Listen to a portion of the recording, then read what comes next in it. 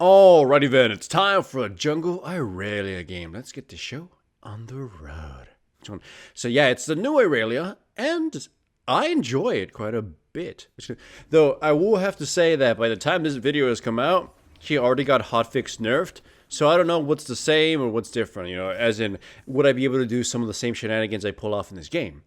And I'll also state that this is my first game with the new rework because I tend not to ever play these in the PvE because I feel that's pretty disingenuous. Anyways, sort of like the Morgana game that I played a while back, which was technically my first actual Morgana game in basically several years, this one is kind of the same thing. So I'm learning as I go. So early on, you'll see me make some mistakes and, that kind of stuff, but you'll also see me slowly fix those mistakes. And that's important, improving myself based on my observations and what's, being practiced here. Also, I have to say, I love that E. The range on it is ridiculous. Although it's also very hard to hit when the opponent sees it coming because it's very predictable. And it does have a cast time, a double cast time, when you throw one, throw the other one, and then when it charges in between them. So your opponent has quite a bit of time to react to it. That's about its weakness, but it is still a ranged hard CC, which is very strong for a jungler to have, even if it is pretty hard to hit. Of course, you also have your Q to close the gap, and your W doesn't really help for ganking, except you give yourself a little bit more poke and help your passive stack up. And then when you get your ultimate, now that thing is just beautiful to use. It gives you a pretty strong nuke. It also gives you, the whole disarm thing. The disarm thing, it might as well be hard CC against some opponents because they can't do anything when that hits them, so yeah. Anyways, so far from what I've observed or from playing with her 2 games so far as the jungle, her early game is really fragile. I'm actually pretty afraid of fighting most other junglers, and I'm going to assume tons of other junglers. I mean, in this game I fought Tryndamere as my opponent. In the other game I forgot who it was, but essentially if I ran into them, I was afraid of, duking it out with them because her damage potential is, well, she kind of requires items, right? Early on, you can see just by clearing that my damage isn't quite there yet. But once I buy items, my damage starts, it becomes quite potent. And she sort of becomes this pseudo-assassin fighter because you're going to see that I can do quite a bit of burst. And then after the burst, I can actually duke it out with people and start slicing them up, well, quite up to bits. So that's pretty good. So far, jungle-wise, I wouldn't say she has super competitive stats or potential, but she's by far one of the ones with more possibility than the other ones you've seen. Like if you put certain junglers that can clear, that can potentially gank, they have certain weaknesses to them. They either suck at clearing but are strong at ganking, they're great at clearing but they can't really do very much. And there aren't that many that are sort of balanced for it, right? But she seems to be there. She seems to be... If I were to give her a grade in terms of, American grade system from F to A, I would probably give her a solid B. So far, that's what she seems to be to me. She has a weaker early game from the jungle, but she has the tools to mitigate a lot of issues you might have. Like she has ganking potential. She has quite a bit of burst, which is pretty important for ganking without items. You can burst someone down, catch someone by surprise, that kind of stuff. And her scaling is great, which that's one thing a lot of junglers don't have is scaling, and in combination with actual ganking potential and that kind of situation. So it seems like you're gonna have a weak early game, and at the very least, in most cases, you're gonna transition to a decent middle game from the jungle. And if the game drags on and you're not completely devastated and crushed, you're going to have a really respectable and potentially very strong late game. At least that's what I am seeing so far from my 2 games. In this game, you can see, because of the length of the video, the game is going to take quite a bit ways longer. Right now, you can see, I'm learning the character, and my opponents don't exactly know too much about dealing with Irelia, so they fall for my stun, they mistime it, or whatever. Like a lot of opponents, one opponent commented on the stun, that they were surprised at how long it lasts after I throw it. Like, you can toss it, and then until the cooldown on your E or that second of the cooldown to activate it again wears off, you can cast it, and you can give it such a ridiculous range on it. but it psychs a lot of opponents out because they think, okay, he's going to run out of time. I can just do it now. He's going to click it now. But some players have psyched themselves out waiting for it. And like again, the Katarina, I think she knew it was a stun, but she didn't know that that I can sit on it for quite a while. So for that, some players thought that this arm didn't do any damage on the initial cast, only if you walk through it. So they ate the whole thing and got bursted down. So right now, take it also into consideration that my opponents are not that well aware of everything Irelia does. So yeah, hell, I wasn't too aware either about her Q healing health, unless you get full stacks. So I was surprised it was healing me when I actually hit it right. But either way, you can see so far this game is pretty moderate, right? We're pretty moderate. Both teams are doing rather well. The only deaths that come out from people getting too overzealous, and both teams are starting to wander around for kills and fights. And again, they have a lot of potential to wipe my team out as much as my team does too. So I think these are the types of games that are really good for judging a character's potential because there's no stomp going either way. There's nobody. The farming is rather even aside from some parts. Like my mid laner has less CS than their mid laner, and the kills are spread out amongst characters you wanted to be spread out. Aside from the Jinx on my team, so again, this is a pretty controlled, for more or less, environment to be testing it out.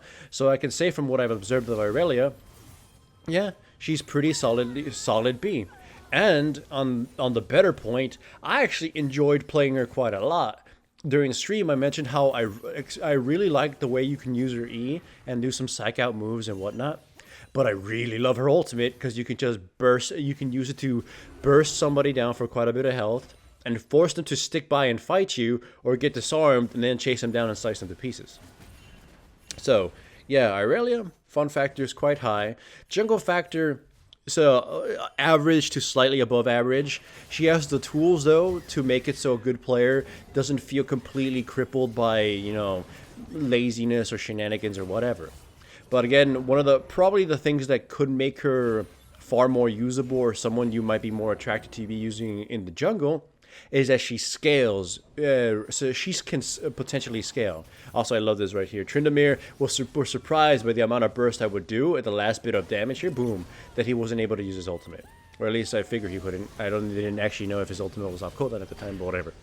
I figured most people haven't reacted properly to the burst that she can do. So, yeah.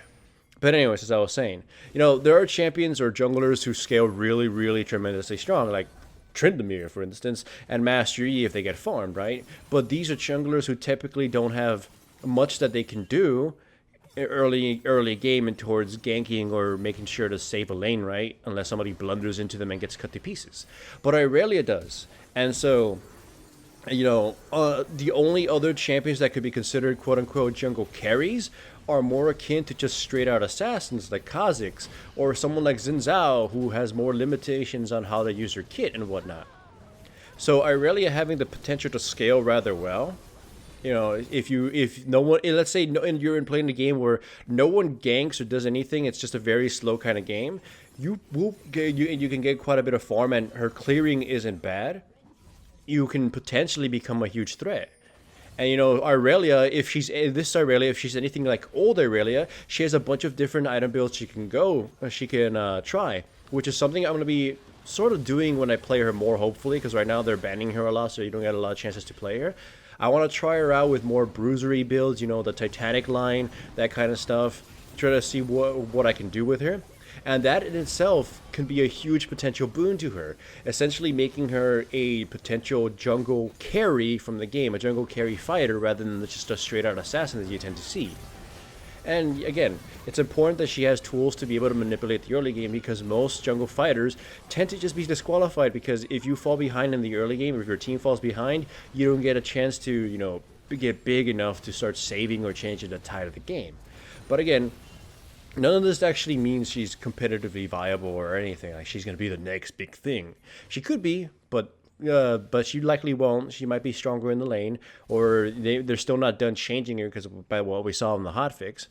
But it does say there is potential in her to do this. So for as it stands now, I really like her. I want to play more of her. And I encourage you guys to do so as well.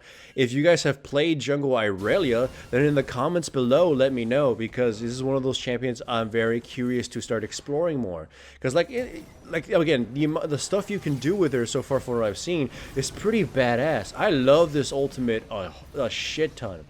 And it's really cool to, dash around, poke at people, and just control the battlefield by being all whimsy and dancing about, which is pretty much what Raya wanted. I still don't know exactly what skill order to build her. I know Q is likely her main one, but I don't know if it's better to level up W or E second. I don't know if my item build, the one that I'm taking right now, is the most optimal. I just basically took whatever Riot suggested, Trinity Force and whatnot, but maybe taking Titanic Hydra first, or Tiamat into Sterox Gauge and something like that is far better, that kind of stuff. I'm curious to try out multiple builds. But again, she seems like, if she's anything like old Irelia, she seems like someone who can take a multitude, and that in itself is yet another huge boon for her types. She could be like the Xin Zhao, an actual Xin Zhao that I can actually do something in most games aside from snowball and then lose.